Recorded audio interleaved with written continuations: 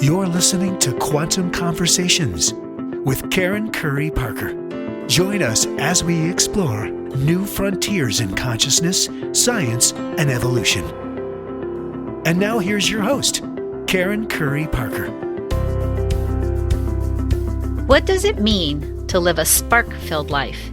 It means waking up to a morning of possibility and potential that you intentionally plug into. It means moving past your past and learning to fully be in the present moment to create the kind of future you want, full of joy, abundance, and magical moments. This is an excerpt from Stephanie James's book, The Spark. It sounds so simple, just let go of the past and be present. But the reality of this simple solution isn't always easy in the beginning. To make the transformation and to embody the choice to be present means that we have to undo our past programming and rewire our brains. In the traditional personal and spiritual growth community, there's a lot of talk about how simple it is to transform and create a magical life.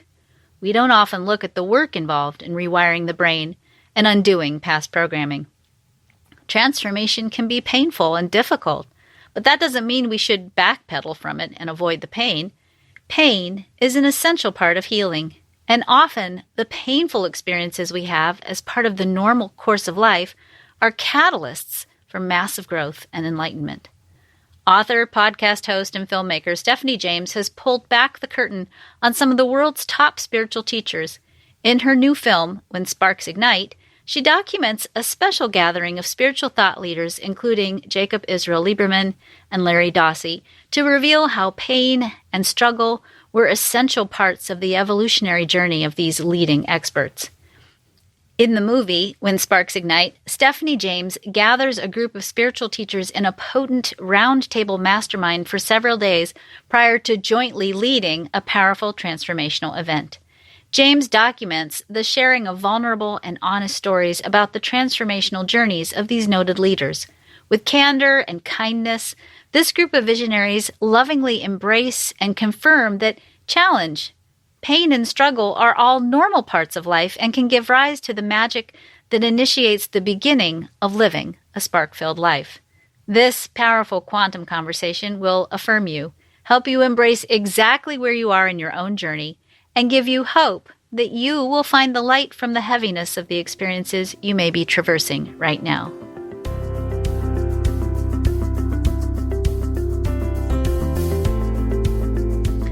Hi, everyone, and welcome to Quantum Conversations. I'm Karen Curry Parker, and I'm so excited to welcome today Stephanie James, who's going to be talking to us about igniting your spark and also talking to us about why igniting your spark is one of the single most revolutionary acts that you can commit if you want to change the world. Hi, Stephanie. Welcome. I'm so excited to have you here. Thank you, Karen. I'm so excited to be here as well. Awesome. So we have had a date to talk about your book, and I do want to talk about your book. But one of the things that I discovered in doing research about you and your work is that you also have made a movie. Yes. Let's start first with, why is your spark and igniting your spark so important? Well, I guess first of all, that would begin with the definition of a spark, of the spark. And I feel like the spark is truly our essence. It's who we are. And so I feel like life circumstances and challenges oftentimes can cover that up. And so we have to excavate that spark, that essence that's us. It's our purpose and passion in the world. And, the importance of doing that, I tell people, it's so important that we all do our own healing, that we all make ourselves priority in our own lives. And not in a way that negates anybody else or not caring for anyone else. It is the essential piece in that when we do that work, then we become clear conduits for bringing that healing out to the world. And so that's, the important message about how igniting our own spark within, it does help change humanity. It does add to our world, because it's like that, it's the pebble in the pond. These concentric circles of healing then circle out. We're changing our vibration, and then we're helping to change the collective vibration as well. Beautiful, beautiful. So I have to start with, because I know this is the question that everybody wants to know. people want to know, I have a spark. Do I have a spark? Maybe let's start first. Do I have a spark? If I do have a spark, where did it go? And what do I need to do to go find it? Great question. So yes, everyone has a spark. I truly believe we are all born with that. Mm-hmm. As I said, it's our essence. Some people call it our spirit or our God spark. It is truly the essence of who we are. And that essence really is pure joy, pure love. It's pure state of beingness. Mm-hmm. And like I said, oftentimes it feels like it gets covered up. The Sufis said, we have to lift the veils to get to this true sense of spirit. And so that is the truth. It's like lifting the veils, or I like the analogy of excavating. So like, it's like a treasure dig, right? So that we can get to the jewels that are inside of us. And I think one of the ways that we do that is we have to start looking at what is getting in the way of that first. And oftentimes we don't realize it because we're such habitual thinkers. And we do things, we have routines and habits. So much of it is unconscious or subconscious. So I always invite people at first, even though it feels a little counterintuitive, like I don't want to think about my dark stuff. I don't want to think about my limiting beliefs. And yet when we identify them, it's like we're bringing them to the light. Mm-hmm. And through that, when we can look at our limiting beliefs, then we can actually look at where did I get this from? Yes, I've been thinking it for the last 25 years. Boy, that happened in a single incident when someone was rude to me as a child and I took on this belief, I'm not good enough, for example. Mm-hmm. And so we can really start challenging these beliefs and knowing that they're not the big T truth about us. So I think each time we're doing some of that work and we're excavating whatever those limiting beliefs are, then it's like we're clearing out that conduit so that more healing can come through. Mm-hmm. We heal, and then we're better able to ignite those sparks within us and then help do that in others. So you're starting a global conflagration of sparks. Indeed. Awesome. All right. So we have to talk about your movie because I was so surprised. I was flipping through and reading all about your beautiful book. And then I found this movie trailer and I opened it up and I thought, oh my gosh, there's Mary Dossi here. There's all these amazing people you've gathered in this room for what looks like kind of an experiment. So tell me a little bit about your movie and what have you done?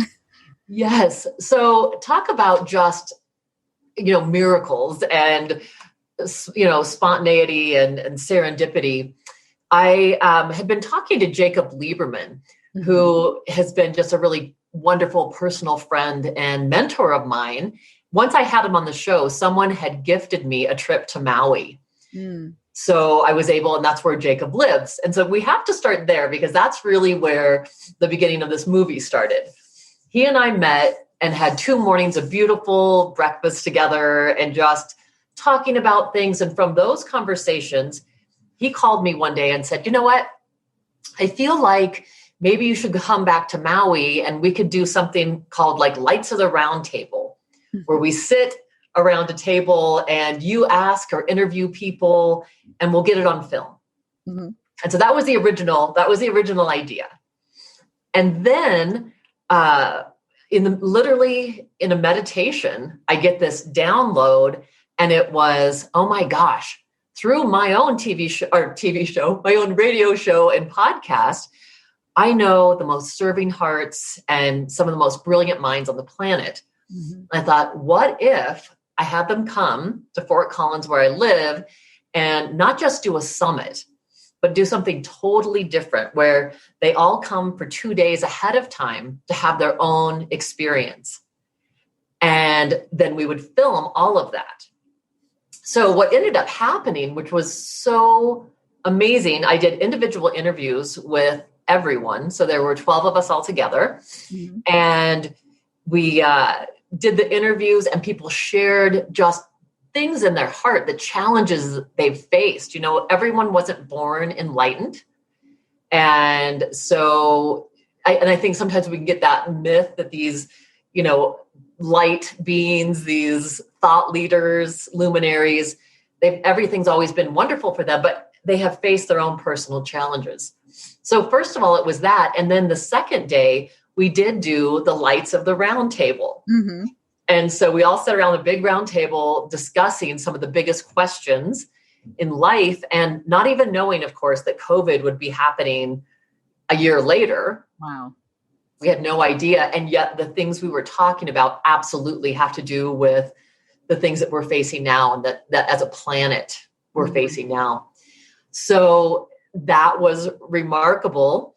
And so from this, we ate together, we made music together, we meditated together, danced together, and listened to live music. I mean, we had this wonderful experience. And then we took all that alchemy and connection and brought it to a live audience on the stage and did the summit, so that you see how people's individual struggles, and then how this small group alchemy lines up, and then the sparks ignited from there, and then how it goes out to the live audience. And it was such a phenomenal experience. And ironically, just last night, we had the screening premiere for the cast, for everyone that was in the film. And it's such a joy to share. Everybody's just been, talk about ignited. It was such a special night. Wow, that sounds amazing. So I have like about 400 questions about that. So I have to go circle back around to what, again, is something that I hear people ask a lot about. And I think a lot of it has to do with the way we think we present ourselves in the personal growth and development industry. And oftentimes when we tell our story about, I'm here, I was bankrupt there, or I was divorced here, or whatever, we sort of talk about what happened leading up to where we are now as thought leaders in this certain place.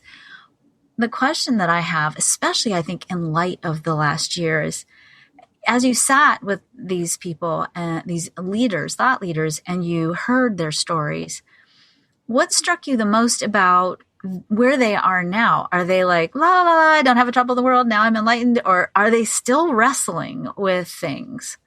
Yeah, I think a really important message is that as long as we're breathing, we're still going to have challenges. We're still going to have things come up. I think what I've even experienced in my own life is those things come up, and yet the way that we deal with them becomes very different. Mm-hmm. Right. So it's moving more into a place where you are responding more instead of reactive to what happens in your life.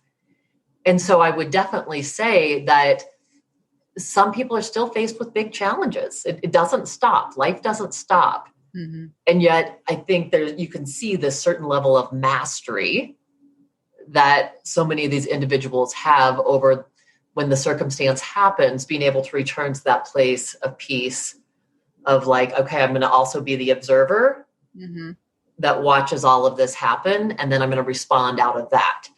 So it's from a really different place, but it's really beautiful. And, the one part that I didn't mention of the film that I think is essential is woven all the way through the film is a woman that used to be a client of mine in my psychotherapy practice. Mm-hmm. And so you see her personal journey, because I think that the important message is that it's all of our journeys. Yeah. Mm-hmm. This movie this film isn't just about people that are already luminaries. It's about each one of us. Mm-hmm. It's about every man, every woman, and how we can find that healing within. And you see Debbie's journey throughout this film, and it's really beautiful. I love that. So what was your biggest epiphany in sitting at this round table? What was the thing that really struck you the most?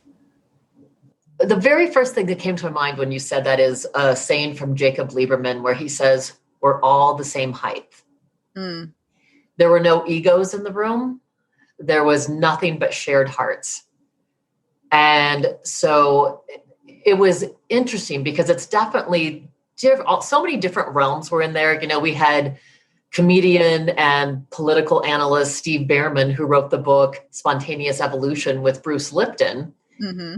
And that's a very different energy than like Stephanie Schwartz, who's a research scientist and who's in Who's Who in America and Who's Who in the world, and a very different than, of course, like George and Sedina Caponelli, who are film and television producers, to Gabriella and Solomon Masala, who are very just, oh my gosh, music and rhythm. And I mean, there's so much in there. So and I guess it was a small microcosm, Karen, of what the world represents. Mm-hmm. Everybody came with their own individual gifts. And really, when we were present and listened to one another, the collective positive that came out of that was astounding. So different colors, different religions, different backgrounds, and yet we sat around this table as one. And it was really powerful in that way. That's amazing. So I want to end with just one last question. And it's something that it came up a while ago. Maybe, and this is a terrible thing to bring into this conversation, but it's reality. It came in after a school shooting, maybe about 2 years ago. Somebody was posting, I saw a post on Facebook, and somebody had posted the phrase love and light. Let's send love and light. And it created this giant social media like storm about love and light isn't enough. And why are we focusing on love and light? What we need to do the work of the world. We got to go out and we change regulations and we got to do all this stuff.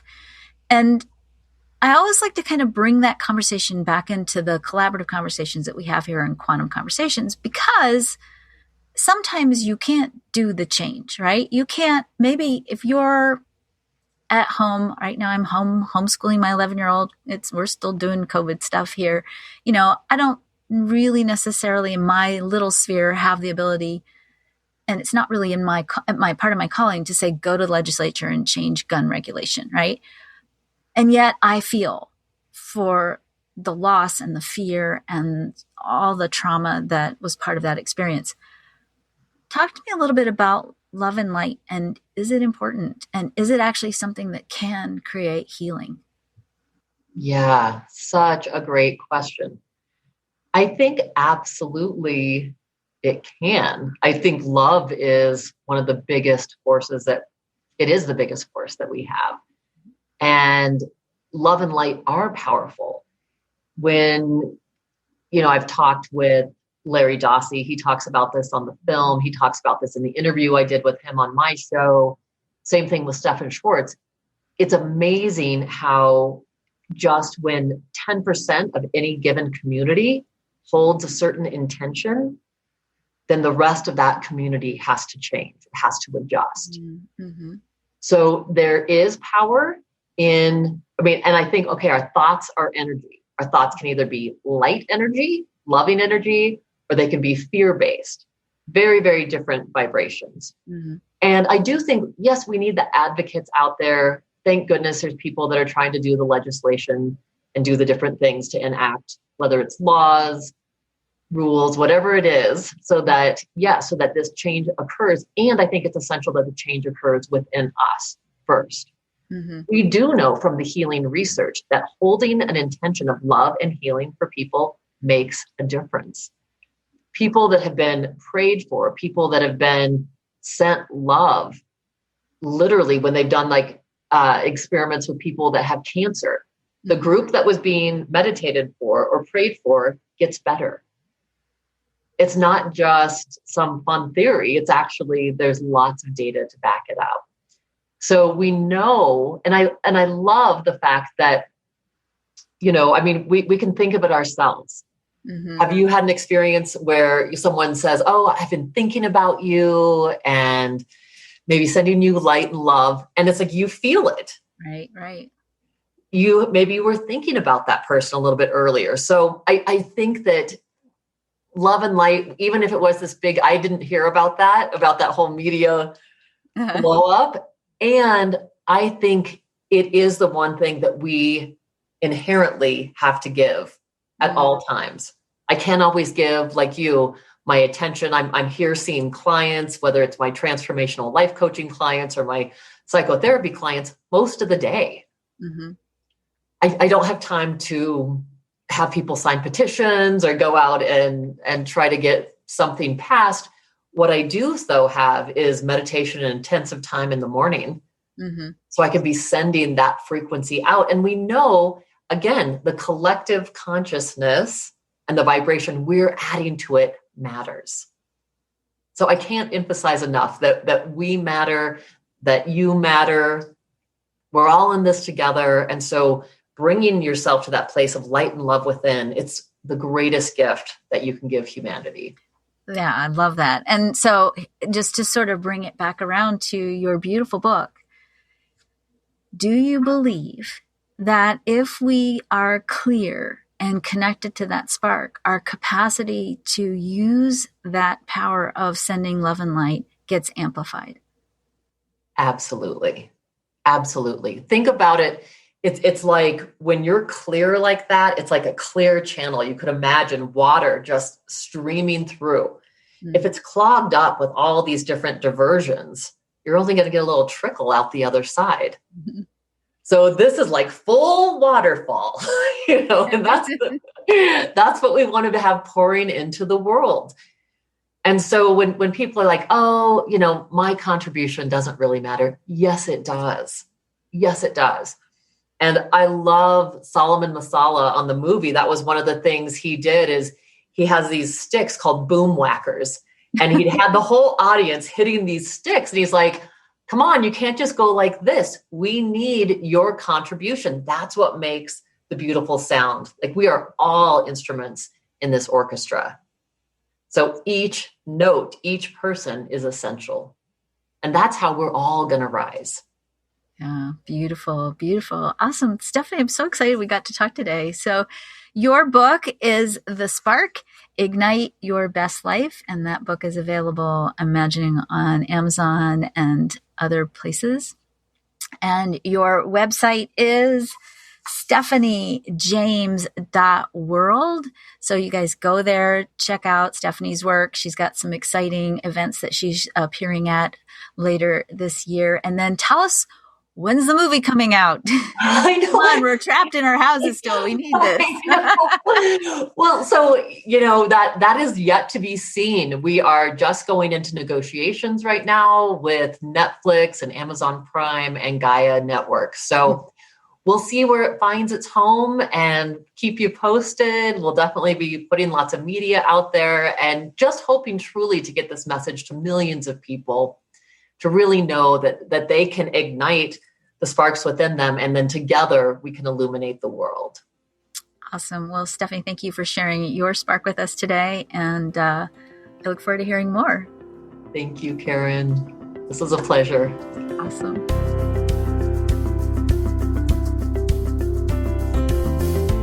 The personal growth and development industry is filled with leaders who are shy of being fully transparent about their own struggles, challenges, or mistakes, and often present themselves as having simply mastered their life. This often leaves followers feeling like failures, struggling to make sense of why their life doesn't seem filled with the effortlessness and ease they've been promised. If you're struggling right now, you aren't screwed up, stuck, or broken. You absolutely can and deserve to have a spark-filled life, a life that is ignited and fans the flames of the souls of others. The truth is that challenge is often a call from our higher self to our soul to wake us up to a new cycle of potential and to fulfill a new path of expansion. Your personal spark is essential. When you learn to embrace pain and the disruption that is often the part of the journey of transformation as a call from your soul, rather than a symptom of having screwed up, or that you somehow didn't follow the right formula for being woke, you can learn to leverage fear, loss, grief, heartache, and more as catalysts that can call you forward to continue growing into the person you were born to be. I am so grateful to the thought leaders and spiritual teachers who normalize the idea that sometimes life is hard. Sometimes life is hard, and it's okay. And it's okay to not be okay all the time. Sometimes we experience the deepest gifts of grace when we are on our knees without answers. The work you do to rebuild yourself after experiencing the challenges of life deepens your resilience, strengthens your purpose, and renews the meaning of your life. Sometimes when life feels hard, you need a roadmap back to yourself. Your Quantum Human Design, a powerful personality assessment tool, can show you who you are and help you grow into the person you're becoming. To get your free human design chart and assessment, please visit www.freehumandesignchart.com and get started today discovering who you really are. I'm Karen Curry Parker. Thank you for joining me for Quantum Conversations. Thanks for listening to Quantum Conversations with Karen Curry Parker. For more information, visit joyfulmission.com.